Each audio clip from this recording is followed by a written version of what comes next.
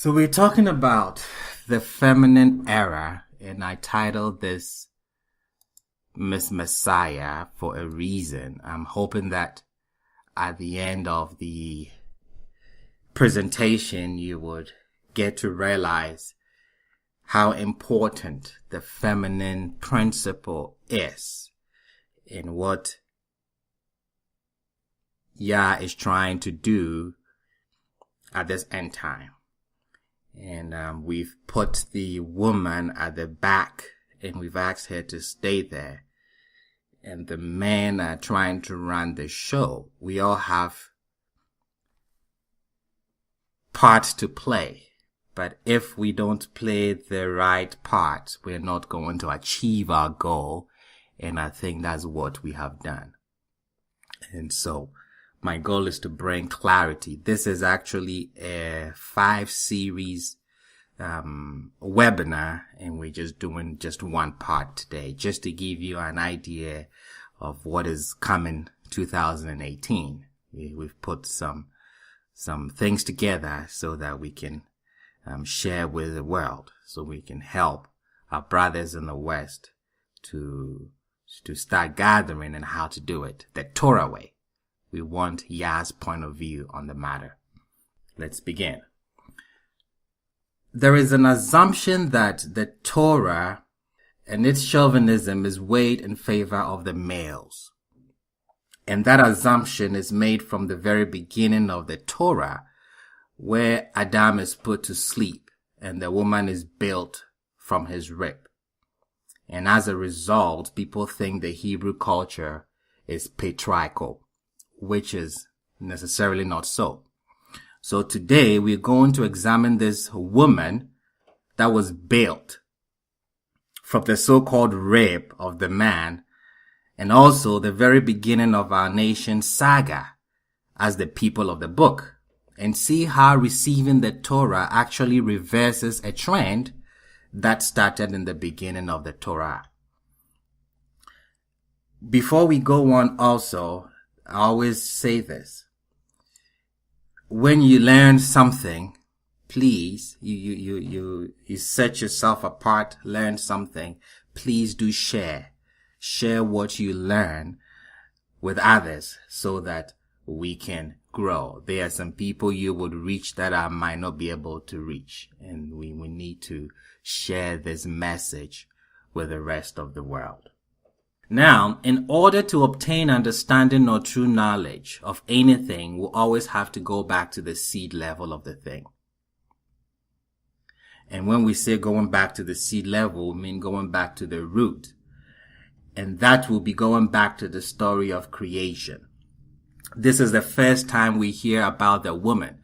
And what we hear is quite striking, if not amazing. A summary of what we read is that Yah created man, and out of the man he created a woman. And the amount of false belief that has emanated from this is quite troubling. Let's look at the text a second time, critically, and see what we can derive from it. Genesis 2:21. And Erverh Elohim caused a deep sleep to fall upon man, and he slept. And he took one of his sides. He did not take a rib. He took a side. And he closed the flesh in its place. And Erverh Elohim built the side that he had taken from man into a woman, and he brought her to man. So man was made to fall into a deep state of unconsciousness. And then Yah built the side. That is, he created out of the side of the man a woman. The key word here is Vayiven Elohim. The word built. Vayiven Elohim is the key word here. We need to understand all the meanings of this word because it goes to show us the DNA of this species, if I can use that word, called a woman. So Vayiven means to build.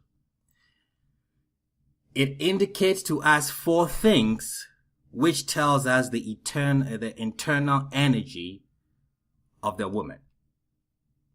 These are the indicators. You want to get a glimpse into the DNA of this species called woman, you want to find out these four things. This is the code. This is the DNA.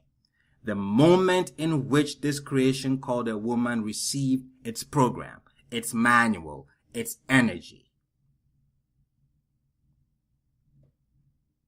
The word vayiven comes from the Hebrew root or the Hebrew word bina. Bina means understanding. The woman received an additional capacity of understanding when she was created or built. Men have understanding, but the woman received an extra measure of it. And we'll see that throughout the Torah. So, Vayiven has four things which tell us the internal energy of the woman. Let's look at all four of them. Number one is the ability to process information and knowledge and turn it into a consciousness. That is a reality. The women have this ability. This is part of their essence that Yah gave them. Bina equals the Hebrew word Havana, which is the ability and quality to have a good form of observation, being able to digest a reality in a unique way. The woman has this as her essence. Number three, the woman has the ability to create. One of the internal energy of a woman is the will to build and to create. The woman has this as an essence. And then, last but not least, the emanation of Bina is the desire of sharing and caring.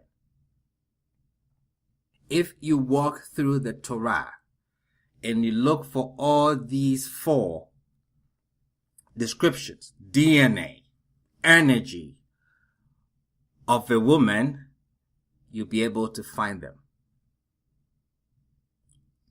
throughout the entire Tanakh. You would find these four energies. These are not all. I'm just focusing on the word Bina to make my point this morning. Let's look at the ability. The number 2 is in yellow because I want to hang my hat on that. The ability and quality to have a good form of observation, being able to digest a reality in a unique way. I'm going to hang my hat on that. We're going to take an episode that happened in the Torah. We're going to see how the women stood out. And then we go to the giving of the Torah and show you why Yah instructed Moshe on how to give the Torah to Israel.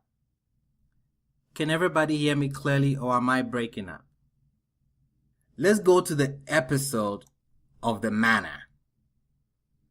And we're going to see the ability and quality of a woman to observe something and then digest what she observes in a unique way. And we'll see how the men struggle with that. And based on that, Yah is going to tell Moshe to do something very unique that we haven't sat back to read and take a cue from the ancient one so that we can go back to the drawing board and duplicate the same thing so that we can gather Israel from the four corners of the world. And the woman, like I said, plays a very key role in this. Exodus 16, I'm going to read from verses 15. When the children of Israel saw it, that is, they saw manna, they wanted food, and Yah gave them food. When the children of Israel saw it, they said to one another, it is manna, man in Hebrew. It is manna, because they did not know what it was. So, let's clarify. They're calling it manna not because they knew what it was. They're calling it manna because they did not know what this thing was. The question we ask here is, who are the children of Israel? And how come they did not know what the manna was? The children of Israel are the men. The first time the manna fell, the men did not know what it was. So they called it manna. Manna means that prepared food.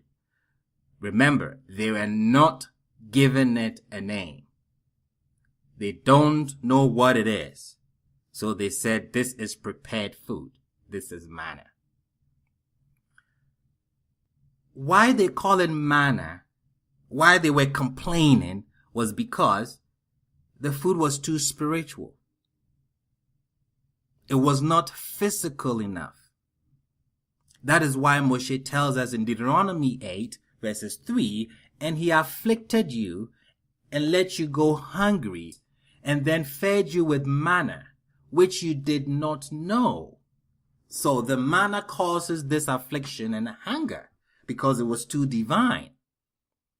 He says, you did not know, which you did not know. You come down to verses 16. Who fed you with manna in the desert, which your forefathers did not know, in order to afflict you and in order to test you. So the complaint the men had with this manna was because it was too heavenly. There was no excess. There was no waste. It completely absorbs to the body. This is actually angels' food, not food for men, and this is their complaint.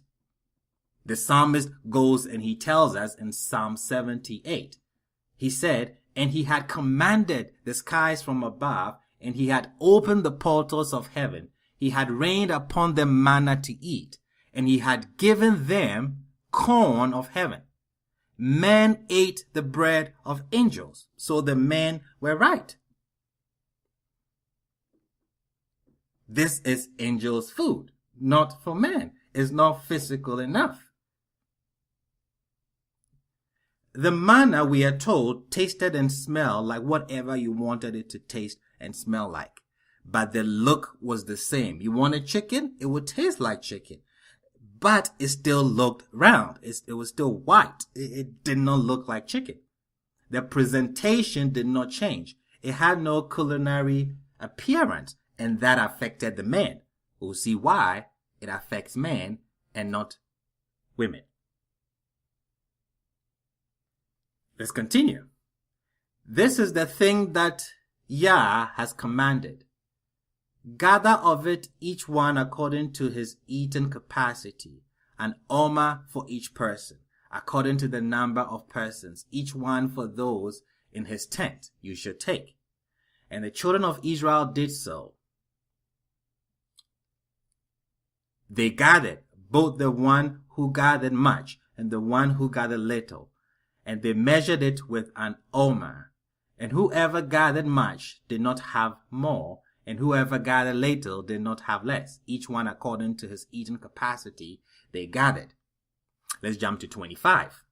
And Moses said, eat it today, for today is the Sabbath to Yah. Today you will not find it in the field. 6 days you shall gather it. But on the 7th day, which is the Shabbat, on it there will be none. So the people rested on the 7th day. Now look at the picture. They've been eating manna for a while, let's say for 5 days, 6 days. And they've been complaining. The men have been complaining. The Shabbat is knocking at their door, and Moshe tells them these are instructions for the Shabbat. Verses 30. So the people rested, on the 7th day, that's the Shabbat. And the house of Israel named it manna. Wait a second. The children of Israel did not know what it was. But it seems the house of Israel know what this thing is. Now the question we ask is, what is the difference from the children of Israel and then the house of Israel? Who is the house of Israel? And that is the women.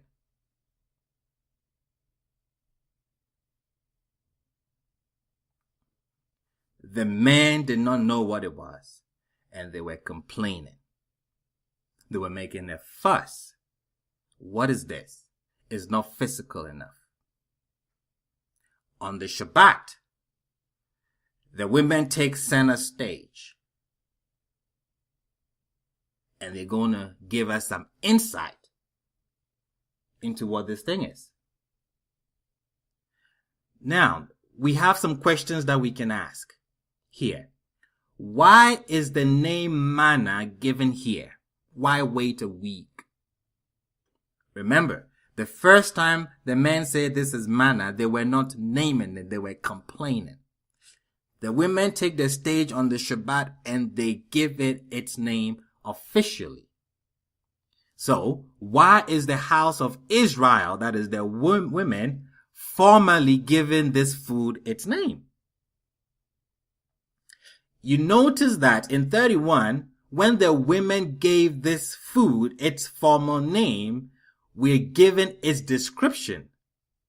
And it was like coriander seed. It was white and it tasted like a wafer with honey. Why does the Torah wait to tell us what this manna looked like? Why wait a week? As if that is not enough, look at the instructions Yah gave Moshe after the women had taken the center stage and told everybody what this is. After we've come to the revelation that, oh, this is manna. Now Yah is going to give Moshe some instructions. Moses said, this is the thing that Yah commanded. After the women have told us, they've revealed, they've given us a revelation. Moses said, this is the thing that Yah commanded. Let 1 omer of it be preserved for your generations, in order that they see the bread that I fed you in the desert when I took you out of the land of Egypt. And Moses said to Aaron, take 1 jug and put there 1 omer of manna and deposit it before Yah to be preserved for your generations. Now the question is, why delay this for a week? You've done something very extraordinary. You've rained down food from heaven. If it was Basil that did that, the very first batch of the manna, I would have told Moshe to take some and put it away so that it will be as a memorial to the rest of the generations. But Yah did not do that. He did not tell Moshe to take some of the manna, the first batch of it, and put it away. He waited till the Shabbat. He waited after the women have come to tell us what this thing is. And then Moshe is saying that now we know what it is. Now these are the instructions. Take 1 jug and put there 1 omer of manna. Why wait till then? So I believe we have like 4 questions that we need to answer. Why does it take a week to give the name? Number 2, why does the women give it its formal name? Number 3, why does the Torah wait to tell us what this manna looked like after a week? And then number 4, why ask Moses to take some manna and preserve it after a week? These are questions that we need to answer. Let's go back to the text where we began. Exodus 16. When the children of Israel saw it, true, the manna tasted like whatever you wanted it to taste like. And for that reason, it would have smelled the same. But it did not change its appearance, like I said. Most of the time, we pay so much money at an upscale restaurant, not because of the food alone, but also because of the presentation, what we call eye candy, the visual. This enhances our culinary experience. Seeing it, the men saw it and they could not appreciate it because the visual perspective of the food was compromised. This is why they call it manna. Manna is made up of 2 Hebrew alphabets, Mem and Nun. These are the only 2 letters that you cannot pronounce with your nose blocked. You cannot say it properly. It requires the nasal passage. It requires the sense of smell. The fact that the men could not see it, they could not smell it. Hence, it compromised the other senses. It was a purely physical experience for the man. That was the problem. Remember, David tells us this is spiritual food, food for angels, and was given to man. And the masculine energy could not appreciate it because it was too spiritual. It's very nourishing, yes. But where's the beef? We cannot see it. But thank you. Even though it doesn't fulfill the senses. This is why Yah doesn't tell Moshe to do anything with the batch that fell when they complained. They haven't come to the realization what this is. So the manna lacked the textile perfection of physical food, which compromised the enjoyment and appreciation of it. Then comes the first Shabbat. The house of Israel takes the stage, the women. Everyone is questioning this thing. Comes the Shabbat and the women take the stage and name it officially. Why? Why does Moshe come and say this is the instruction after the women had mentioned it? Why are we told the description of the manna after the women have come and told us this is what it is? Because when the Shabbat is ushered in, they are now able to taste the food spiritually. That is the energy of the Shabbat. Now they are able to appreciate the manna. Yes, it's true the manna lacked the textual perfection of physical food, which compromised the enjoyment and appreciation of it. But now that they are seeing the manna in the context of the Shabbat, which refers to the Messianic age of perfection, they appreciate it. Because the Messianic age is called the Great Shabbat, when the world becomes a home for Yah. The women give the name officially on the Shabbat because women are Shabbat. Women are called Shabbat queens. They're called Shabbat brides. They are Yah's final creation closest to the Shabbat. The woman is the final climatic creation of Yah. She's the pinnacle. If you notice, creation becomes more and more complex as the days progress. Man is created last, but within humanity, the woman is created last. Man as a being, Adam, was created last. But when you come to the realm of Adam, the woman was created last. She was the crown of humanity.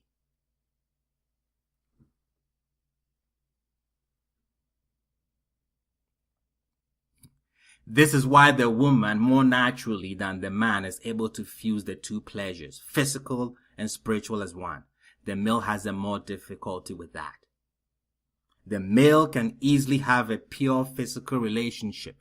The female naturally cannot. When it comes to spiritual matters, it gets to the women easily. They grasp it easily than the men do because of how the women are wired.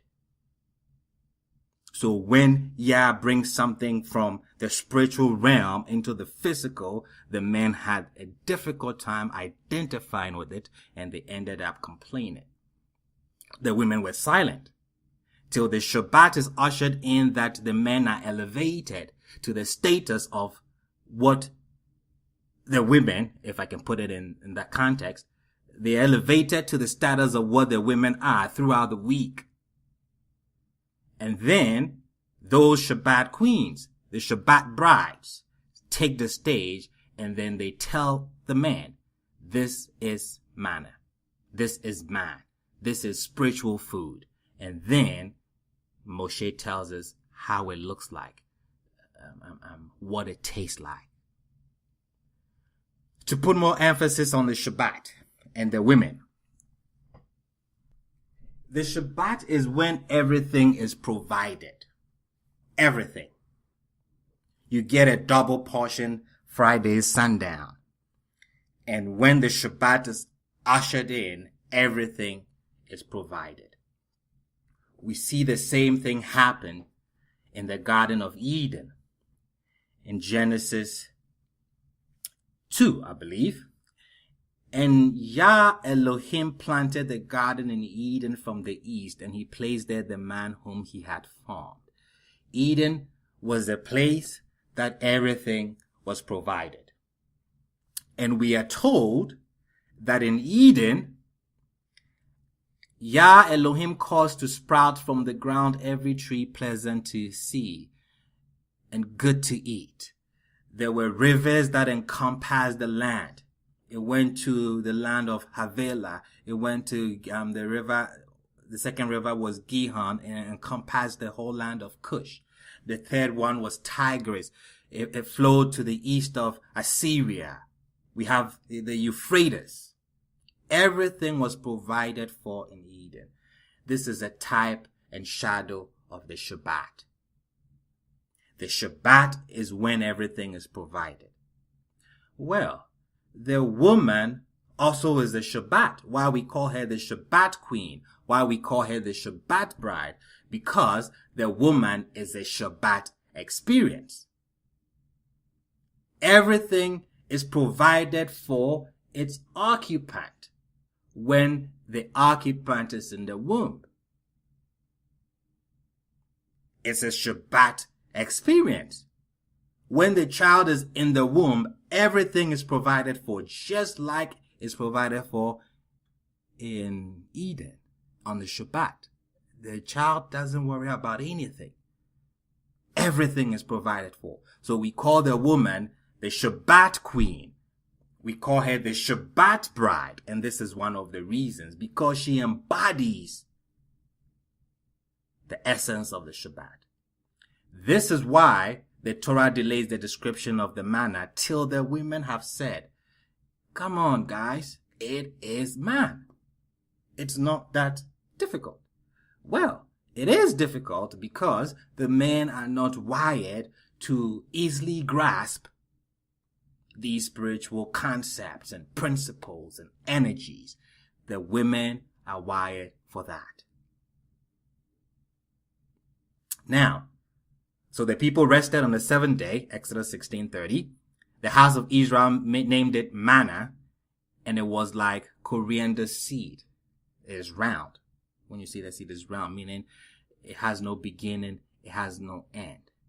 We are told it was white, that is infinite, not having a particular color or description. Both symbolizes infinity, round and white. It's the expression of the infinite. That is why the man could not tell us what it is. That is why they could not appreciate it. Not only was the physical appearance of it evasive to the man, they could not understand it. It did not smell like they wanted it to smell. It tasted like chicken, but they couldn't see it because it was round, meaning it had no beginning or end. It was white, infinite, not having a particular color or description.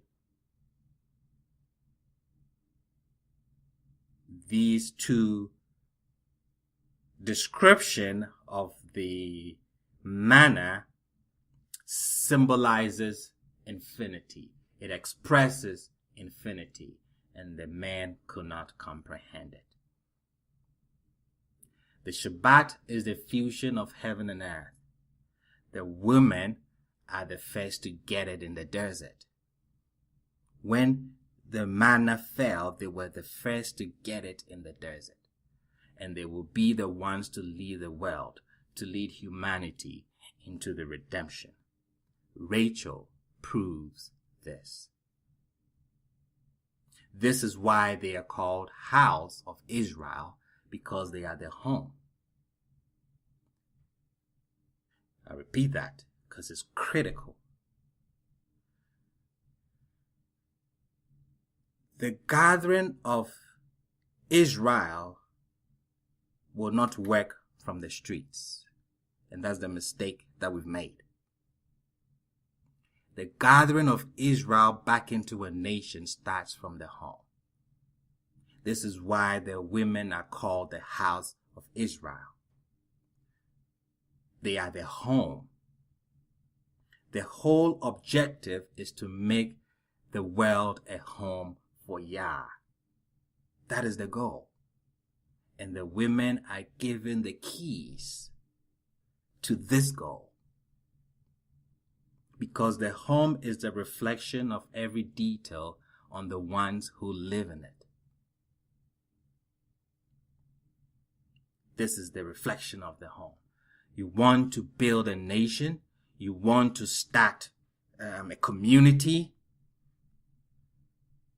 It starts from the home, not from the streets. So now we've seen how the women get it first. We see how they are more spiritually in tune. Am I saying men are not spiritually in tune? They may be, but they are not on the same level as that women.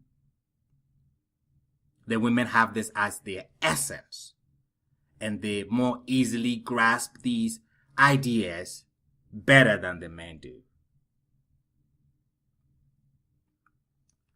Because of this, when Yah was given the Torah, he tells Moshe something very important. And if you are a woman, I want you not to forget this. I want you to teach this to your children, both daughters and sons, because this is critical. Right before the revelation at Sinai, Yah instructs Moshe to convey to the people what is coming, and if they are ready for it. This is a marriage. You cannot force a marriage. So Yah tells Moshe, go and tell them this, and then come back and tell me their response. Exodus 19. Moshe ascended to Elohim, and Yah called to him from the mountain, saying, so shall you say to the house of Jacob, and tell the sons of Israel. The house of Jacob is the women. The sons of Israel, the men. Now, we see that there is a distinction between men and women when it came to the giving of the Torah. Not only that, the women are put first. There is also a distinction to how the message is to be communicated. Very important. And I want you to picture this. Yah has taken a group of people from slavery in Egypt, and he's about to fulfill the promise that he gave to Abraham. A nation is going to come out of you. Yah is about to start a nation. And he's given Moshe specific instructions on how this is going to happen. Yah doesn't just speak. He's very careful when he speaks. He doesn't waste words. He doesn't play on words. He says, Moshe, so shall you say to the house of Jacob. I want you to tell the women first. There has to be a reason. And then the house of Jacob. The sons of Israel. Tell the women and then tell the men. That's number one. Number two, the women are to be told first. Number three, there's a way to communicate it differently when you come to the women and when you come to the men. This is critical. We don't have to reinvent the wheel. We're trying to do the same thing. Yah says he's going to regather us. And we're going to rebuild this nation. How do we do it? We just come and take a cue from Yah's book. He's the creator. He knows how he set things up. And we just follow what he did. He says, Moses, say to the house of Jacob. and tell the sons of Israel. There is a distinction between men and women. The women are put first. There's also a distinction to how the message is to be communicated. How are you to communicate to the women? He says, you shall say. Toma means speak softly. Tell, tagid, means harsh. When it comes to the women, speak to them softly. That word tome also means to tell them the head matters. That is the main points. Don't go into the details when you're giving the Torah to the women. Give it to them first. Speak to them softly. Tell them the head matters. That is the main points. Don't go into the details. This is how you should relate it to the women. To the men, speak to them sharply. Tell them the details. What is the difference? What makes the instructions on how to talk to the women more unique? Why does Yah prefer that the women be told first? The women be given first. The women are priority. Okay. When you see this, when I say don't go into details, one might think that the women are being told less. When you give somebody details, you're telling them more. Not necessarily. The women are not being told less. They're actually getting far more than the men. Tell the women the general principle behind everything, as opposed to the specific functional detail. Why? Because they will be able, they are built to be able to derive the specific functioning details from just giving them the whole picture. With the women, give them the whole picture, the head, the main points. Don't go into details. Why? You don't need to. They can derive the details from the whole picture. That's how they're built. I have a goal. This is my intent. Show the intent to the women. Don't bother about the details. Why? They will derive the details. The men, tell them the details. The specific performance and functions. To the women, convey the big picture, the transcendent picture, the all-encompassing reason why I am given the Torah.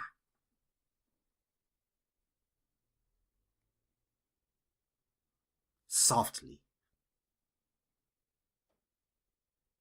So basically, Yah is saying, Moshe, don't get caught up in the details when it comes to the women. There is a big picture, and I want you to tell such to the women. We are the Hebrews. We are the chosen. We have a spiritual mandate, etc. Make this known to the women, because our success depends on that. Most of the time, we men forget the whole picture and we focus on the details. That's how we're built. But it takes the women to remind us there's a bigger picture here.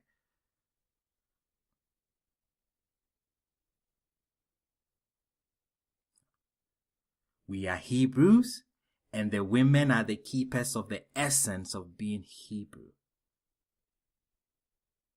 The women, I'll repeat this again, the women are the keepers of the essence of being Hebrew. When a mother is Hebrew, automatically the children become Hebrew. What do I mean by that? Because she is their first teacher. Children learn so much from an early stage from their mother, even before they are born. From the womb, they start learning. These are the critical moments that we should teach the child. And when we miss that, we lose the community. So the women are key. The women are the keepers of the essence of being Hebrew. They don't need the details to tether them, to tie them down, to connect them to Yah. They don't need it. They don't need the details to connect them to Yah.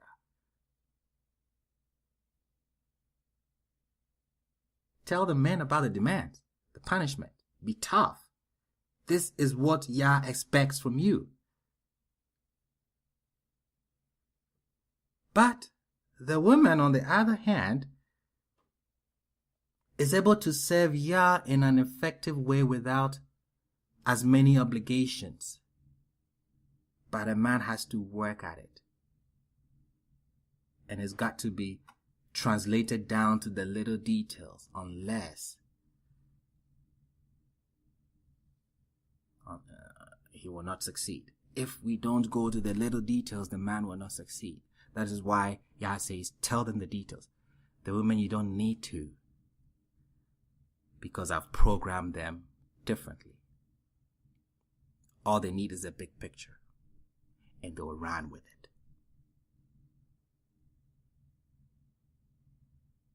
That is why women are born into the covenant, and men have to come into the covenant. Women are born into the covenant. Men have to work their way into the covenant. Let me explain that with this question. What is the distinction between the name Jacob and Israel? Jacob is the name received by virtue of birth.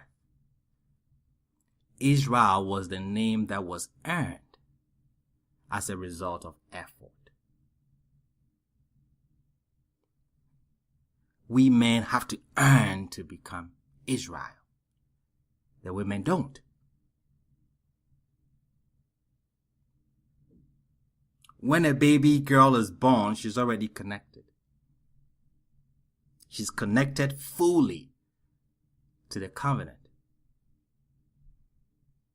But when a baby boy is born, he's not connected yet, even though he's Hebrew.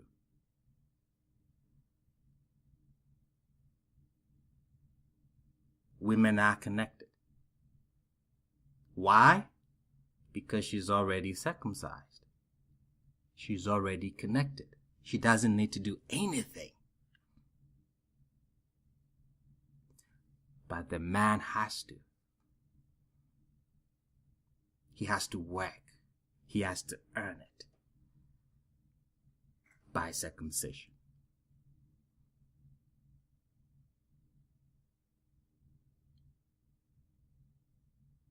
So, in a nutshell, Yah is about to build a nation. And his instruction to Moses is, present it to the women first. If they accept it, we are in business.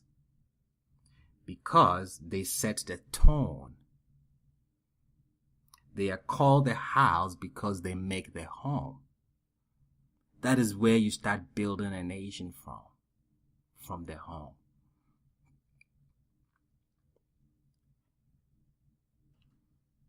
Before we move on, let's recap. We've looked at the woman, and we've looked at some of her DNA.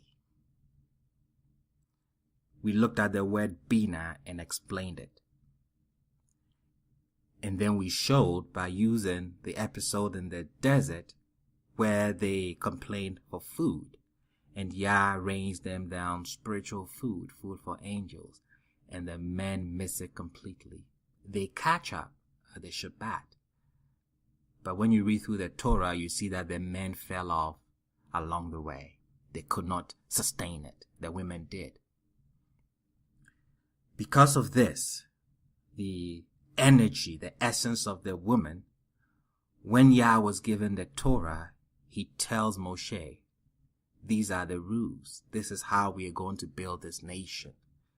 It starts from the home. It starts from the house. And I've programmed and built the woman for this particular assignment. The men have the assignment. But when it comes to the nation building, the woman is principal. I want you to say softly, this is the reason. Give them the head matters, the full picture, the reason why these instructions are given. Don't worry about the details because they can derive the details from the whole picture.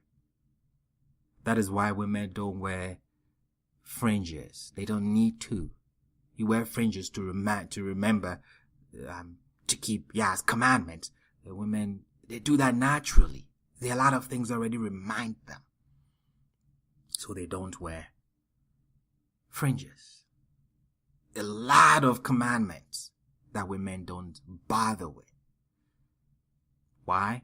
Because they naturally fulfill this or these instructions.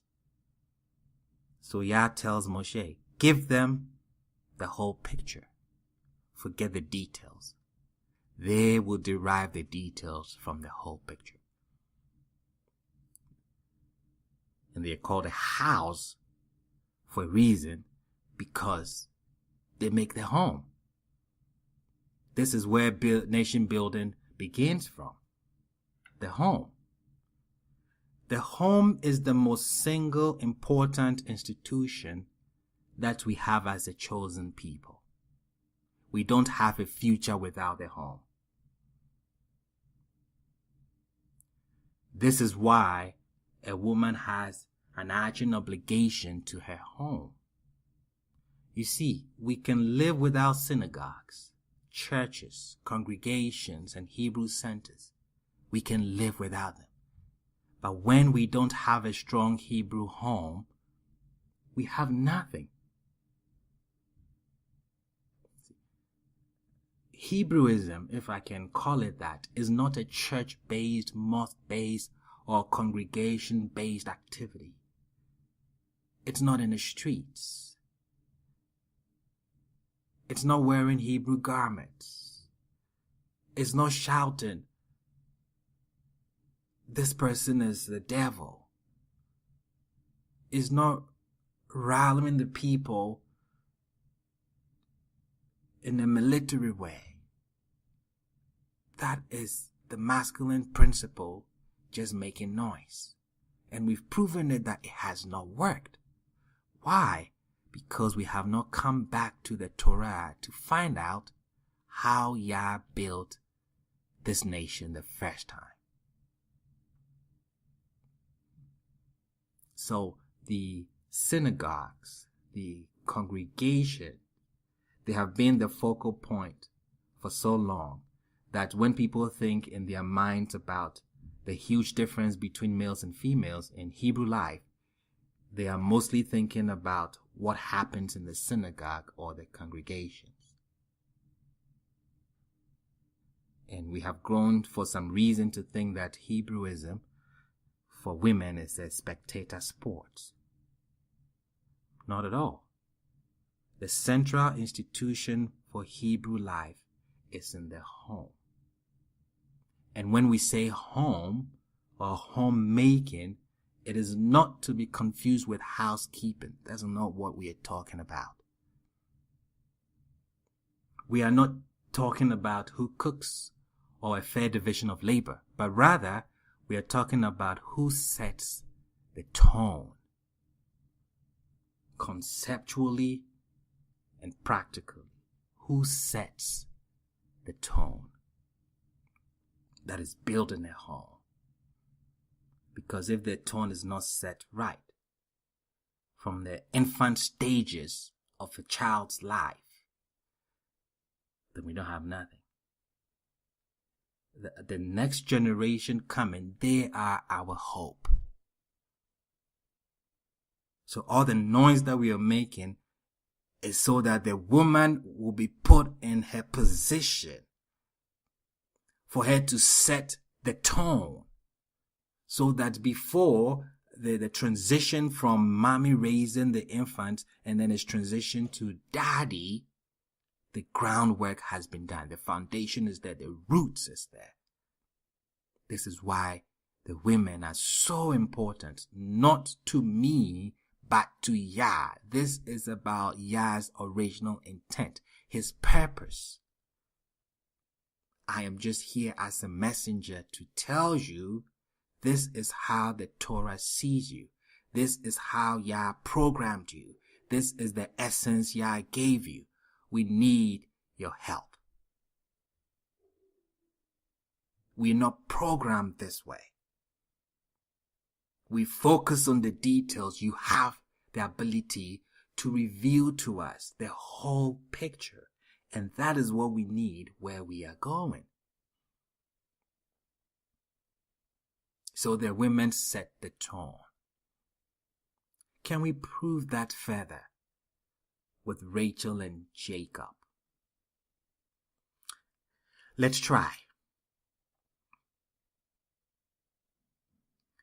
In Genesis 29, something takes place which is quite profound, which gives us an insight into the Messianic era. And this is why this Genesis 29 is where we derive the title of the webinar, Miss Messiah. We're going to read carefully, and then I'll try to explain what is going on here.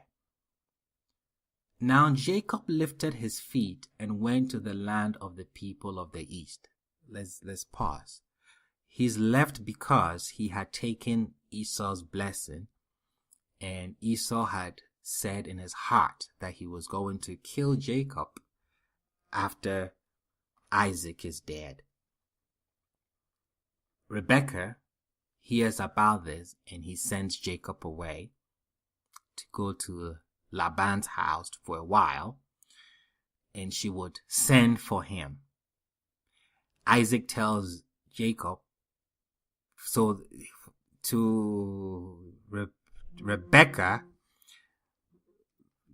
Yaakov is leaving because his life is at risk. But for Isaac tells him, you should go get married. I think that was the reason they had given.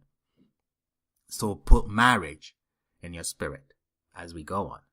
Now Jacob lifted his feet and went to the land of the people of the east. And he looked, and behold, a well in the field. And behold, 3 flocks of sheep lying beside it, because from that well they would water the flocks. And a huge rock was upon the mouth of the well. Now, the rock that covered the well was so huge that it took a collective effort to roll it away so the sheep could drink. Okay, that's a clue to where we're going. And a huge rock was upon the mouth of the well, and all the flocks would gather there, and they would roll the rock off the mouth of the well and water the sheep. And then they would return the rock onto the mouth of the well to its place. Verses 4. And Jacob said to them, my brothers, where are you from? And they said, we are from Haran. And he said to them, do you know Laban, the son of Nahor? And they said, we know him. And he said to them, are things going well with him? When you look at this question in the Hebrew, it's quite unique, because the word used for well is the word shalom.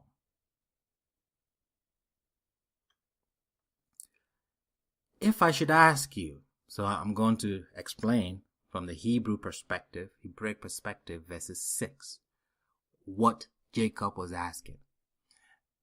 If I should ask you what shalom is, you would give me a popular translation as in peace. Yes, shalom means peace, but that is a popular translation. It actually comes from the root shalem, which means complete. So shalom literally would mean completeness. I repeat that. Shalom means peace. Yes, it does. It comes from the root shalem, which means complete. So technically, strictly, shalom will mean completeness. The Hebrew word for peace, shalom, is derived from a root denoting wholeness or completeness. So shalom is bound up with the notion of shlemut, perfection, completeness, wholeness. I'm not sticking to that popular translation. I'm looking at the root, and I'm letting the root define the word to me because it's critical.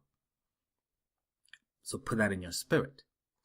When Jacob asked these strangers that he referred to as brothers, are things going well with Laban? He's pretty much asking, is he shalom? Is there shlemut, perfection, completeness in the house of Laban? Why would he ask this question? Remember, he is sent to look for a wife. He is looking for completeness, for perfection, for wholeness. Let me pause here and say this. The word Adam is a male and female pair. The male and female makes an Adam. A male by himself is not an Adam. That is very important. So he's asking, is there shlemut? Is there perfection? Is there completeness in the house of Laban? Genesis 29:6. I'm translating it strictly. Sticking very close to the ancient text. Okay? What was their response? And he said to them, are things going well with him? And they said, things are going well. Yes, there is completeness. There is shlemut in Laban's house. And they said, behold. Behold means see, means you pointed to something. And they point to Rachel. So picture this. Remember, when you go through the Torah, most people, Moshe met his wife at the well. Rebecca, when Eliezer was sent by Abraham to go look for a wife, he came to the well. Okay. So the well plays a key role when it comes to marriage in the Torah. There's a reason why we're not talking about marriage, but when we do sometime, I explain to you why the well is so important. So he comes to a well and he finds some people sitting down. He's come in search of completeness. He's come in search of a wife. And he asks, is there completeness? Is there shlemut in the house of Laban? And they said, yes, there is shlemut. There is completeness. Behold, see. And they turn and they point to Rachel. Now he's going to do something. Verse 7. And he said, the day is yet long. It is not the time to take in the livestock. Water the sheep and go pasture. He's like, wait a second. It's still afternoon. What are you doing here, laying in the grass, just wasting time, passing, letting time pass? Go on. Water the sheep and go pasture. And they're going to tell him something. We cannot do that. Who is talking here? This is Jacob. I want you to picture him as Israel. This is Jacob, the father of the nation that is going to be built going forward from here. He says, water the sheep and go pasture. And they said, we cannot do that until all the flocks are gathered together. And they will roll the rock of the mouth. Who is the day?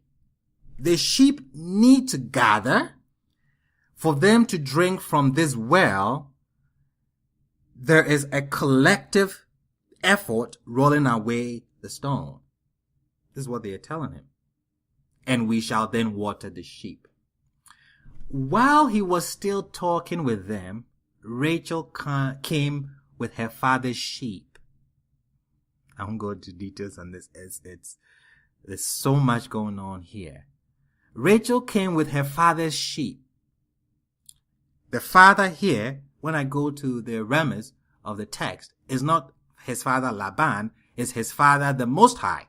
She came with her father's sheep. Laban's name is not mentioned there, but Laban's name is mentioned in verses 10. For she was a shepherdess. That is, she leads sheep. She tenders sheep. And it came to pass, when Yaakov saw Rahel, the daughter of Laban, his mother's brother, and the sheep of Laban, his mother's brother. There's a reason why mother's brother is repeated here, but that's not the focus. That Jacob drew near and rolled the rock of the mouth of the well. Wait a second. This is a big rock that it took a lot of people to roll so that the sheep would drink. Where did Jacob get the energy to roll away the stones single-handedly? Let's go back. He's come looking for a wife, for completeness, for perfection. And he happens upon a group of people just chilling and waiting for Rachel to bring the sheep so that they can roll the stone so they can drink. Rachel is the leader. Look at the sheep as the nation of Israel. Okay. Jacob tells them, what are you wasting time for? We don't have time. The sun is still up. Water the sheep and go pasture. And they said, we can't do that. Why? Because there's a big stone in front of the rock. There's a big stone, in front of the well. We cannot drink from it. He says, okay, what's the reason? Well, we're waiting for Rachel to bring the sheep who need to drink from this well, and then would have to collectively roll away the stone. Jacob turns around and sees Rachel, and he gets an insight into what is going to happen in the future. The woman is in position, bringing the children of Yah, the sheep, to the well to drink. The well represents the Torah. They are coming back to the Torah. And when Yaakov sees that, he gets an insight that they cannot drink if the stone has not been rolled away. And from wherever the strength came, he single-handedly rolled away the stone. This is the assignment of the men, to roll away the stone the very moment that they've seen that the women are in position, bringing the next generation, the sheep, to come and drink. This is where we get our energy from. When the woman, Rachel, is in position. So Jacob drew near and rolled the rock off the mouth of the well single-handedly. Remember, there were people sitting there waiting for others to join to help roll the stone. But Jacob did that single-handedly because of this insight that he got. Because the text is given as a type and shadow of what the Messianic age is going to look like. How we are going to usher in the Messianic age. How this nation is going to work. The men get the energy when the groundwork has been done by the women. When the women are bringing the nation to come and drink from the Torah.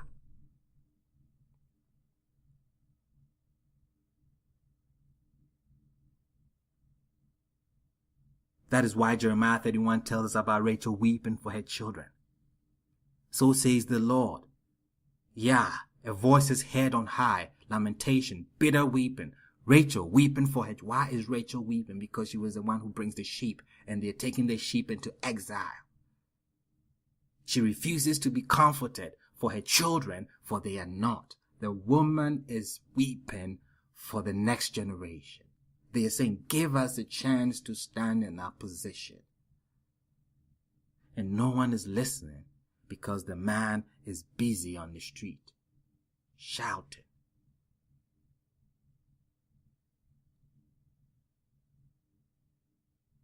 And we see what happened. I don't have it here. But after he rolls away the stone, he kisses Rachel on the cheeks and he weeps. Is that what you show when you have found your wife? You weeping? It wasn't tears of joy. He's weeping because he's seeing what is going to happen in the future. He's weeping. It would take the woman to stand in the position before Jacob, that is the man, can roll away the stone.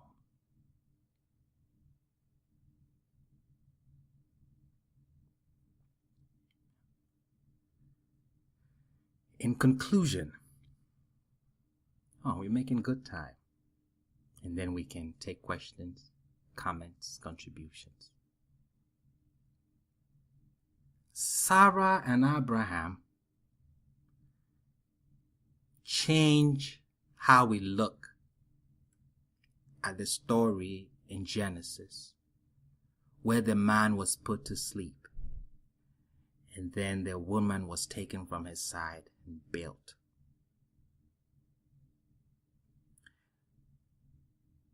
Adam makes a very important statement that we haven't sat back to really examine and come to the revelation of. He said she will be called Erverh because she is the mother of all life. Yah is going to do something remarkable. I have to say this. I'm going to take you to the secret part of the Torah, what we call the Sod, the mystical part of it. And I'm going to show you, using the Hebrew alphabet, what took place between Sarai and Abraham to explain this principle. Genesis 16. Now Sarai, Abraham's wife, had not borne to him, and she had an Egyptian handmaid named Hagar. And Sarai said to Abraham, Behold now, see now, Yah has restrained me from bearing. What is she saying? Sarah is saying, I am not barren. I know we cannot have a child. It's not my fault. Look at her words carefully. If Yah has restrained her, it means that she has the potential to, but Yah has restrained her. Please come to my handmaid. Perhaps I will be built up. Meaning, I should have had children, but for some reason I don't. Come to my handmaid. Perhaps I'll be built up. Meaning, I too will have children. There's something that's preventing me from having children. Not because I'm barren. Yah is restraining me because of a reason. We are told, and Abram hearkened to Sarai's voice. Her voice means her insight. So he listened to her insight. So Sarai, Abram's wife, took Hagar the Egyptian, her handmaid, at the end of 10 years of Abram's dwelling in the land of Canaan, and she gave her to Abram her husband for a wife. And he came to Hagar, and she conceived, and she saw that she was pregnant.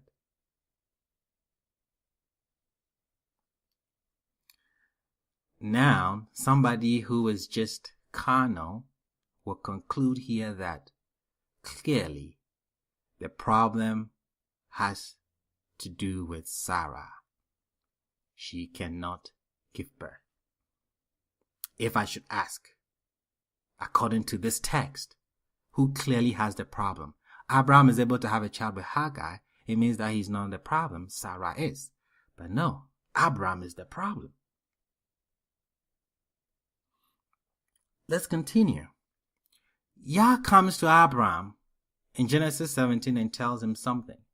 And Abraham was 99 years old, and Elohim appeared to Abraham, and he said to him, I am Almighty Elohim. walk before me and be perfect. It means that he was not perfect. You see, he could have Ishmael without being perfect. But to have the one that's going to start the Hebrew nation, the first full-blooded Hebrew was Isaac. To have that patriarch Isaac, it took perfection. And Abraham did not have that perfection. That is why he could not have children with Sarah. He had to be lifted to come up to her spiritual level, if I can say that. He didn't have the essence. He did not have the let me use resume to have an Isaac. So Yah comes before him and he says, I am Almighty Elohim. Walk before me and be perfect. And I will place my covenant between me and between you, and I will multiply you very greatly. So how does one become perfect? How does Abraham become perfect? What is the prescription? We are told in verse 10, this is my covenant, which you shall observe between me and between you, and between your seed after you, that every male among you be circumcised. And you shall circumcise the flesh of your foreskin, and it shall be as a sign of a covenant between me and between you. This is how you attain perfection, Abraham. You cannot have Isaac until you're circumcised. The moment you're circumcised, Sarah will be pregnant. Easily. That is why Sarah says, Yah has restrained me. She might not have known the reason, but she knew that, no, I should have children. But there's something wrong. There is a problem somewhere. Okay. Before he's told about circumcision, we see that his name was changed. So it wasn't just the circumcision. His name had to be changed, and we're going to see the reason why. Genesis 17:5. And your name shall no longer be called Abram, but your name shall be Abraham, for I have made you the father of a multitude of nations. Abram means ruler of Aram, where he was from. Abraham, Av Hamon, that is ruler of multitudes. And this is how you spell Abram. It's very important that we look at the alphabet here. Aleph, Bet, Resh, Mem. This is how you spell Abram. When it comes to Sarai, Sarai too has something done to her name. Genesis 17:15. And Elohim said to Abraham, your wife Sarai, you shall not call her name Sarai, for Sarah is her name. And that's how you spell her name. Shin Resh Yud. I'm not going to explain what Yah was saying here. Let's just carry on so I can finish my session here. Finish the PowerPoint. So, this is what happens to Abraham's name. You see the white alphabet, the He. The He was added so that you would have Abraham. The letter A, He, was added to Abram to get Abraham. He, in the ancient Paleo-Hebrew script, means to carry or to support. So Abram had to be carried. He needed help. He needed support to become Abraham. We have to find out where that support came from. That is our goal today. Look at Sarai. This is Sarai's name. What happens is that the letter Yud was removed, or Yah, this letter was removed. Yud in modern Hebrew, Yah in Paleo-Hebrew is actually Yashi, the full name. So the letter Yud or Yah was removed and the letter He was introduced to get Sarah. So we see that Abraham gets a He. Sarah gets a He. Yud, this Yud that was removed in the ancient tongue means wind or air, that is breath. Let's go back to Genesis. And he breathed into him the breath of life, and man became a living soul. Very critical. When Yah was creating man, he created a statue, a dirt container. That dirt container was dead. It had no life. And to give it life, he put into him the breath of life. We would say, Yah, the Yud. This Yud is what Yah put into the man, and he became a living soul. So it's critical. Sarah has this Yud. that which gives life. That is why Adam said she will be called Hava, because she's the mother of all life. Sarah has this potential to give life. For some reason, that potential Yud is removed, and she's given a He to become Sarah. And we said the He means to carry or to support. Now let's look at something beautiful. I hope you follow me here. This is Abraham at the bottom. Sarah is at the top. It's actually Sarai. How did Sarah get the He? Where did Abraham get the He to get Abraham? We come to the woman, the mother of all life, according to Adam. And we see that the two people that start this nation called Hebrews were Abraham and Sarah. And Abraham had a problem. Pretty much he was dead. To have Isaac, Abraham is dead. He needs life. He needs support. What does Yah do? He reverses the process. He goes back to Eden. And this time, Abraham and Sarah on the stage. He takes the Yud that gives life.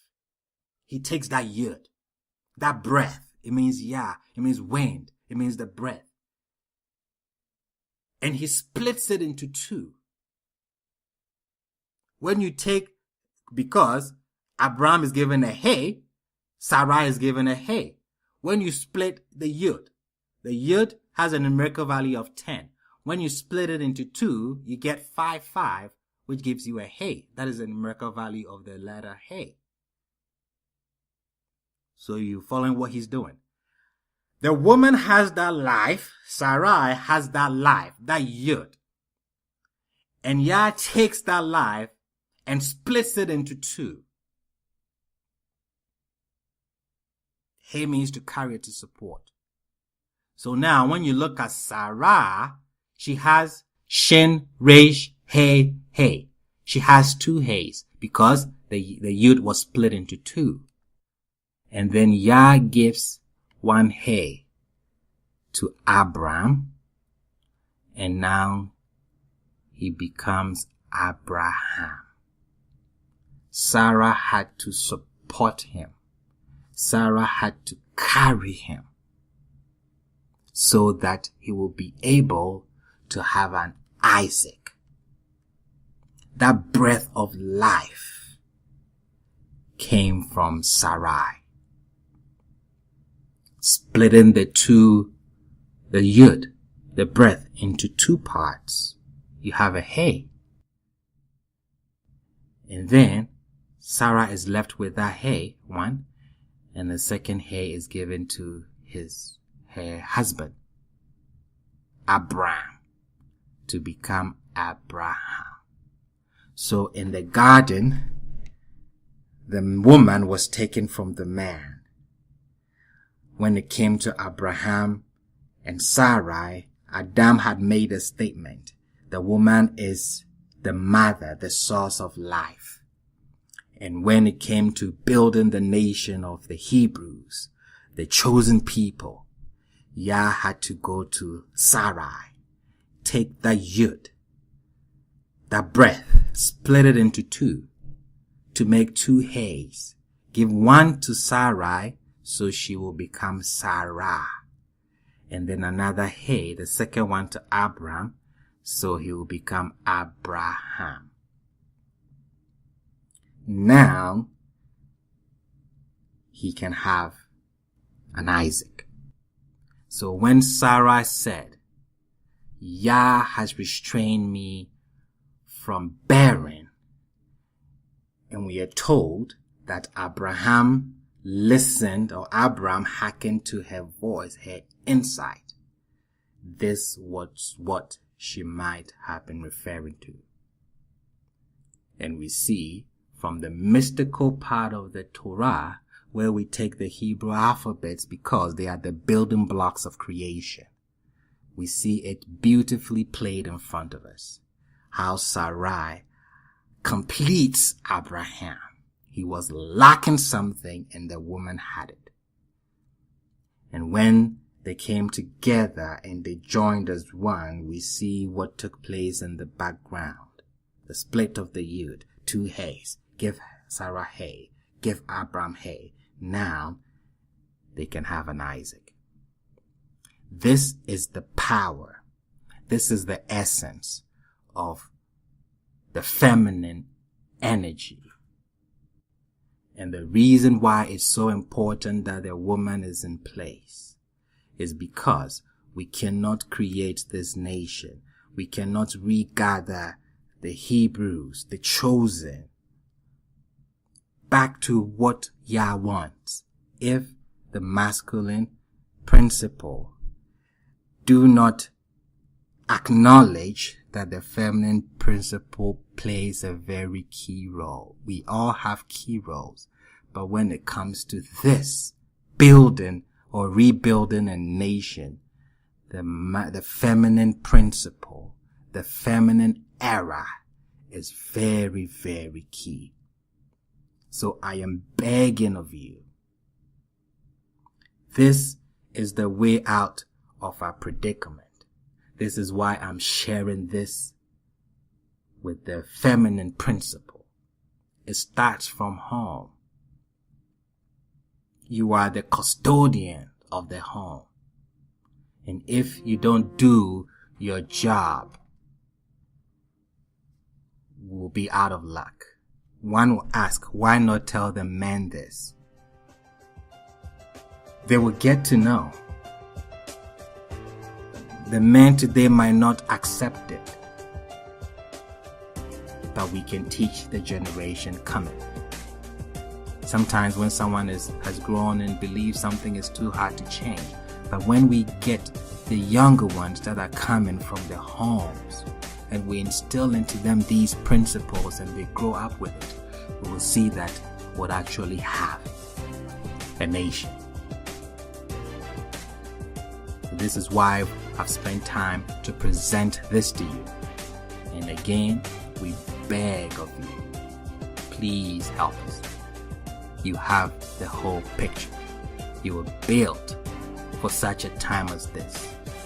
We have lost ideas. I'm telling you, we do debates. That's all we do. Debates. Who knows more? Arguing. And nothing is moving. Because the feminine principle is not on the stage yet.